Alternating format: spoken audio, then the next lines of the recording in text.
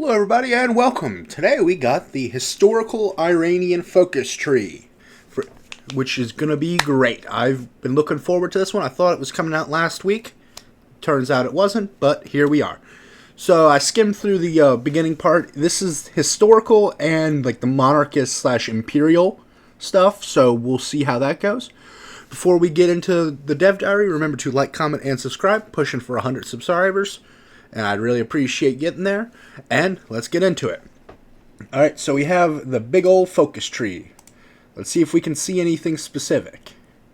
So they're probably not going over the other stuff, but they are showing it, which is cool. So we got the beginning here. This goes into a communist branch of some kind. Let's see that this is shared between these two parts. That goes down. We see like Saudi Arabia, like the Arabian Peninsula, war with the UK, something with Kurdistan. Looks good.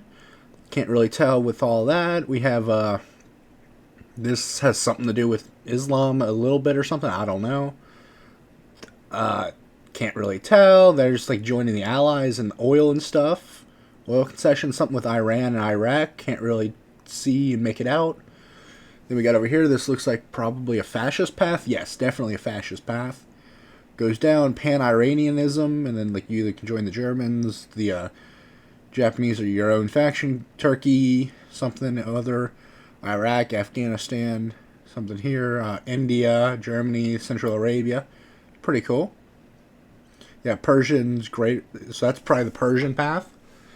Got a little tree here, which I don't know what that does. Moving over to this side of the tree, we have, I believe this is what we'll be going over today, because they said like the right side of the tree, so I assume that's this, and this will be talked about next time. Alright, we go down. Something with Kurdistan and northern Iran, it looks like from the picture. There's the Sadabat pact, so this is probably the historical, maybe? I'm not sure. Moving over here. Looks like you can do both. This is all one branch. That's cool. Something, something. This looks pretty good. That looks expansionist. There's Germany. Something probably expansionist path over here. Yeah, that's army. That's Azerbaijan. That's Kurdistan. So that's probably suppressing them. So we might have like state modifiers or something with them. Looks like we pick between like is it Zoroastrianism maybe, or like the Persian gods, and then like get rid of Islam or pro-Islam. That's kind of cool that you get to pick. Then this looks like this is probably the expansion part. Yeah, there's that's probably the Persians. Something with Egypt here. That's Burj Raj, Turkey. Something with Kurdistan maybe. I think that's the Kurdish flag. I could be wrong. Iraq and Afghanistan. Looks like that's an expansion. Yeah, okay.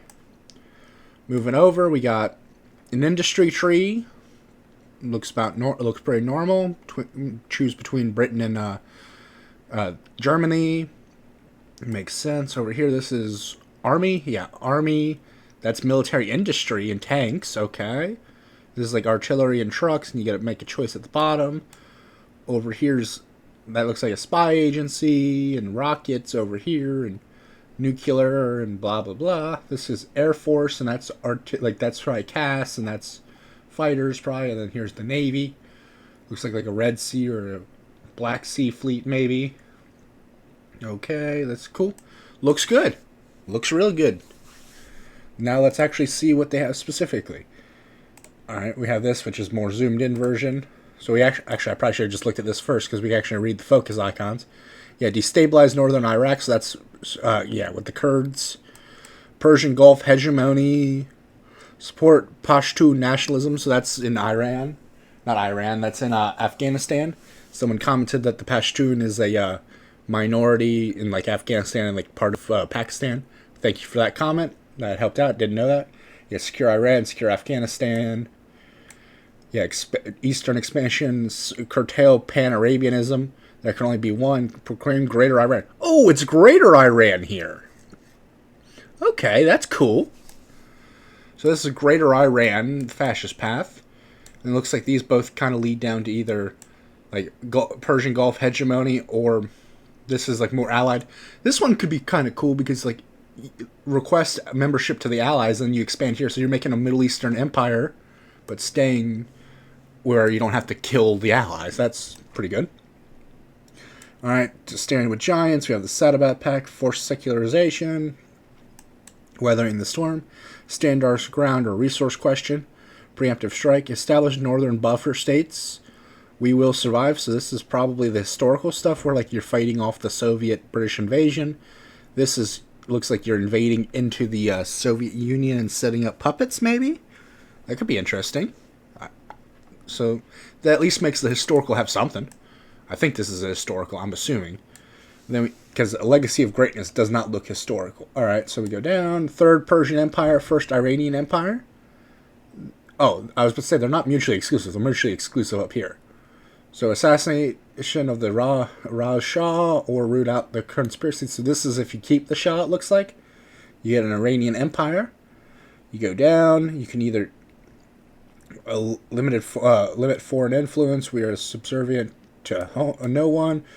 An empire to last 1,000 years. That's a whole big Persian empire. Looks like both sides get access to that. And if you go down this side specifically, you get stand with the Germans, align with the Axis, spoil war, establish protectorates over the Middle East. Okay. So like maybe a Reich Commissariat kind of thing. That's cool. Yeah, rebuild Persianopolis, and this is like, make some decisions. This looks good. Third Persian Empire. So this is just more cosmetic choice over here and who's your leader. And this one lets you get over here. Okay. Research slot. Clamp down on Kurdish descent, clamp down on Azerbaijani descent. Okay, so this is probably going to be either state modifiers or you won't have them cored or something. Yeah, atheism, venerate Islam, or revive the old ways. Go down. Yep. Glory of Cyrus the Great. Yep, makes sense. Memphis Initiative. Punch through Iraq. Secure French West Asia. It always weirds me out. Like, I got this in a comment that, like, it's Syria, but, like, it just feels weird to call that West Asia for Syria. You know what I'm saying? Like, that just feels weird. Long march to the Nile, invasion of the Indian subcontinent, foothold in the Indus, usurp kingdom of Afghanistan. This looks good. Ooh, I like, it has all the old, like, the old, I guess they're emperors, or, I don't know, kings of Persia. Reintegrate Anatolian territory. This is cool. I like this. That's cool as hell. And then we got the zoom in here, which doesn't really matter because we can't tell what these are going to do, but this is cool. Looks good. I'm real happy with that. All right, historical context. Blah, blah, blah. The Pahlavi dynasty was created in 1925. In 35, Rosh officially asked for foreign delegates to use Iran instead of Persia, which was more in line with the country was called in their native tongue. Okay, that's just some shit about Iran. Oh, game start. Iran will always start not aligned with him in power, and as to be expected, you have a few national spirits that might need attention in the 30s. Iran was a complex country. Anglo-Iranian oil company was currently depleting resources. Yep. Meanwhile, politically, there was a few things noted about Iran. Rural regions had elements of feudalism present.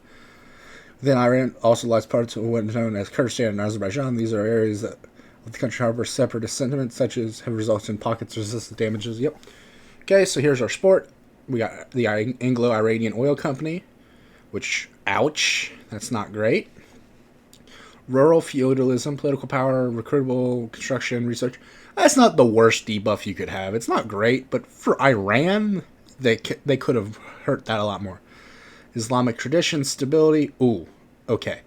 Islamic traditions is the one that hurts. And now you stack that together with feudalism, and yikes. Okay, now we're getting issues. Azerbaijani stability and war support, ouch. And then Kurdish resistance, ouch. That's not great. That really hurts because these stability and war support affect your factory output, and then you already have your factory output affected. Okay, now you put all five together and you got problems.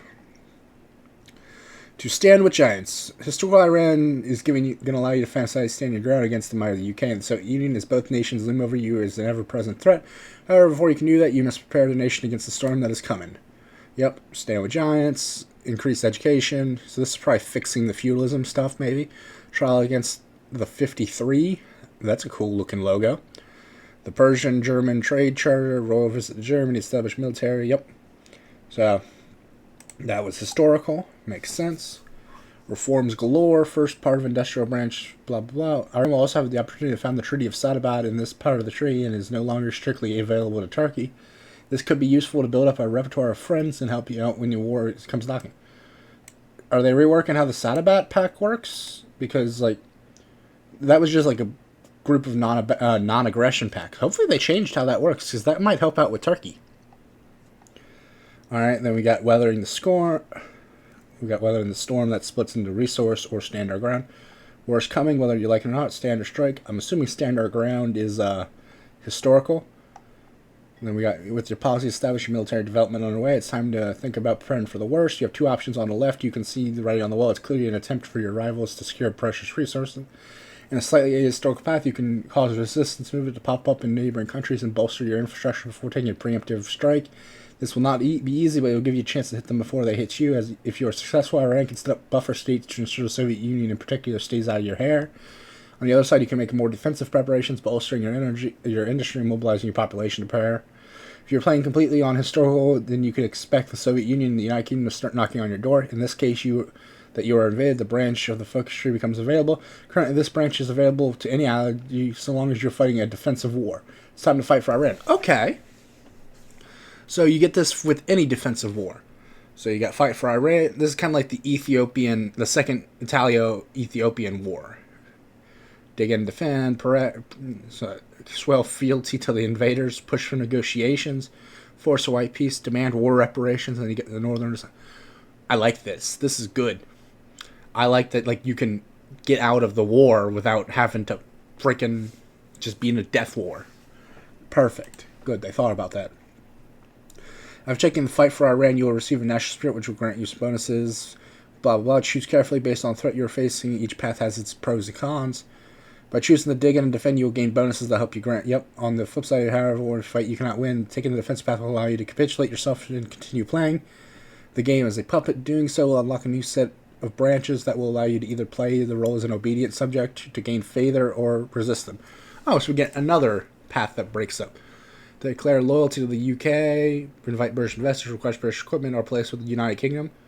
And then, yep, so then breaking free. Makes sense. Alternatively, you can, if you're feeling confident, you'll be able to try and push invader back. These folks will give you bonuses. Yep. Overall, the score branch is short, sweet, and to the point. It's supposed to be a game of survival as you prepare to fight off those who threaten your lands. However, if you have more of a taste for conquest, perhaps turn Iran into a glorious empire, a legacy of greatness. If you're the kind of player who loves to invoke the old spirit of empires, yep. What if scenario form where Shah tightened the rule over Iran, allowing the nation to... Yep. We saw this. Looks good. Let's see. The branch is separatist. Yep. Instead, you'll keep with political branch, unification initiative, and the war branch. Start with the political, which you on the left side start with the legacy of greatness. You will be faced with an important choice right off the bat that will shape how the burgeoning empire will process. Yep, you will be tasked with selecting a queen to rule on you before making a choice between becoming an emperor. For the people who are focusing more on the legacy of a dynasty, going down this path will result in your country being called the Third Persian Empire. So that's the Third Persian Empire side. If instead you wish to keep him on the throne, you can choose to root out the conspiracies, modernizing Iran by making a choice, either limit foreign influence and expel. If you choose the latter, you will also strengthen your ties with Germany and have a chance to align yourself with them if you start kicking off during the war. Yep, fixing those issues. Unification allows you to start working on dealing with some of the issues that your government faces, including the resistance movement. This will lead into deciding how you want to approach religions in your new empire. You can revive Zoroastrianism. I was right, which was still practiced. Yep, now let's go into the juicy part. Excuse me. Before you can take a step on the path of domination, first you need to ensure that your opposition... So we've got civil unrest. Okay. The crisis initially prevents you from going down the expansionist path, and by selecting the assessing... Jeez, I cannot speak sometimes. Alright. We got, the expansion path. Makes sense. We saw that. That's a lot of stuff. Power of the three modern mortals. Look more suited for the job fighting in the front lines. No spears and shields. Yeah, involve making demand to your neighbors. Both have territory that look like it should be painted with Iranian colors. If you have the troops back it up, you can demand some of the borderlands from these nations. At this point, the rest of the war paths open up. Before the three war plans, you have each named after ancient Persian kings, each corresponding to the regions they played the biggest role in obtaining for Persia. War plan Xerxes leads Iran to the west, allowing war goals on Turkey, which was the goal of reintegrating those lands into your empire. There's a secret path here if certain conditions are met, but I'll let you guys find out that for yourselves. Cool. Warplan Darius. Yep, I remember Darius. I think he was the one who was against Alexander the Great. Maybe. The war is pushing in this valley alongside usurping Afghanistan into your territory. This will result in the opinion of completely declare war on the Indian subcontinent, but be warned, India may have strong allies if you also have to contend with. War plan Cambyses will require you to push a path along Iraq, taking it as a long way, giving you the option of causing issues with the French colonies in the region. Eventually, however, goal is to make your way to Egypt and use Memphis invasion to bring it fully under your control. Keep in mind that you can only complete one war plan at a time. Okay? So you must first complete all of the focuses in one war path before making it on the next. With the new empire under your flag, you'll be able to relish the glory of Cyrus the Great, which will add a nice new trait to the growing list of accolades your country has. Rejuvenate Iran's economy. Yep. Coveted research slots. They're not really showing what they actually do. They're just showing them off, which is like makes sense, but whatever. So we're just going to scroll through them. Yeah, this is about oil and stuff. Iranian war machine. Purchase Czech license. Why would you go with Czech license? License kind of just suck in the game, to be honest. They really do need to change that. Alright, looks good. Yep, just scroll through. We already saw this. Persian Gulf Fleet or bolster the Caspian. Looks good. Let's see here. They have rocketry, recruit, mountain specialist, expand the Immortal Legion, special forces. Alright, so this is intelligence, special forces, some rocketry. The Cyrus Initiative, that looks cool. Negotiate with the American. That's the bomb. Alright, here's some infantry models. Those look good. That brings us to the end.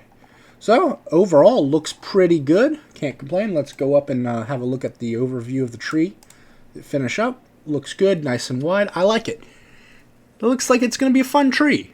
We'll have to see what the actual focuses do and how long they take and all that. But, overall, looks pretty good. I'm going to see if, looking at the dev responses, if it's worth making a video out of. And if so, maybe I'll add it on to the end of this one. But anyway, remember to like, comment, and subscribe, and I'll see you guys in the next one.